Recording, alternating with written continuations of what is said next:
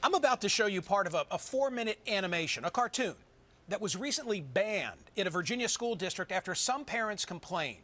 It uses race as a metaphor, and the purpose of the video is to highlight the history of racial inequality. It's been shown hundreds of thousands of times to school children in the last decade, but after an assembly at the Glen Allen High School near Richmond, some parents complained. They said that it promotes white guilt. Take a look.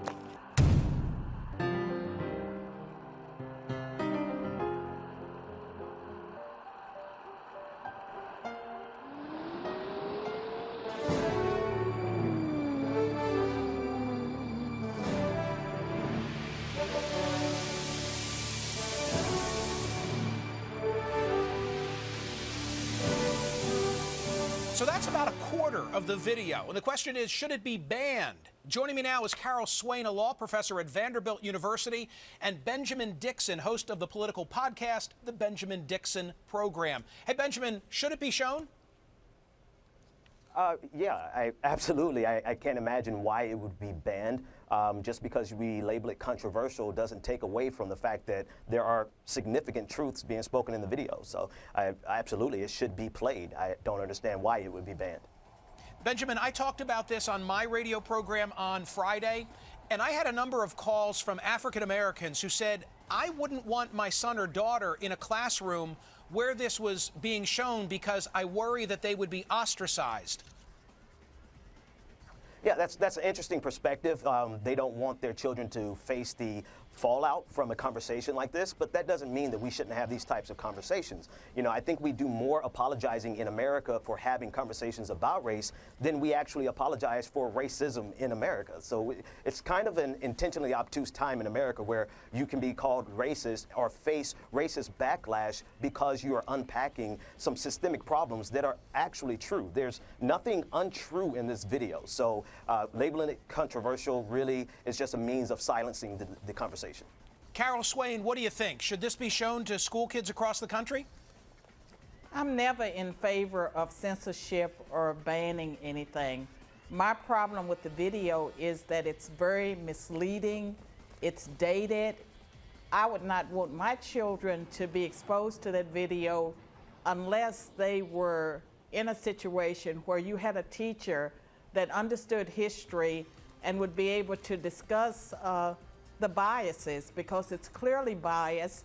There's no way you can attribute everything that happened in America that was tragic to one group of people. That's problematic. It presents all blacks as being poor or disadvantaged and whites as being privileged. We know that's not true. It also doesn't convey the fact that we have had a black president for the last 8 years. We've had 2 black attorney generals. America is not the same as it was 10 years ago, 20 years ago, or 30 years ago. We've also had more than 40 years of affirmative action. We cannot attribute all of the problems of black people to white people or to America.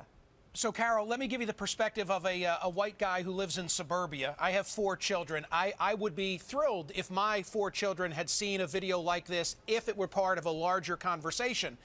And then I said to myself, if I were an African-American parent, might I be concerned that my son or daughter would look at this as an explanation or justification as to why, I'll take the race metaphor, I'm in second place, and therefore instead of striving for first place, I'm going to settle into that position. I hope I expressed that clearly, Carol. Respond to it. I mean, it's clearly a problem. It sends the wrong message to black children. It says you can't because there are all these barriers and roadblocks. And I don't believe that's true of America. I think if you work hard, you can still be successful in America. And it also presents a false image for whites. There are a lot of poor whites And white men are not as privileged as they may have been at one point in history. There's new data to show that middle-aged white men are dying at a faster rate than any other group, and it's through suicide and stress caused factors, but they're the ones now that have a death rate that's very unusual. Benjamin, take my final 30 seconds and respond.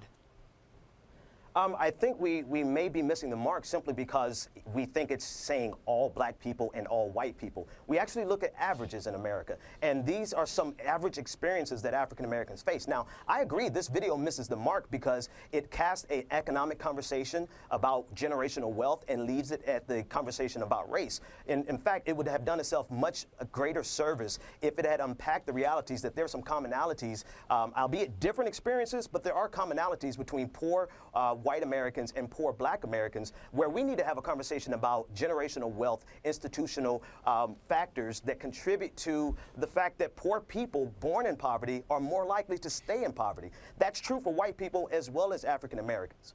All right, I would like to think that we've just contributed to the conversation by airing a part of it and welcoming the two of you. Benjamin, Carol, thank you so much.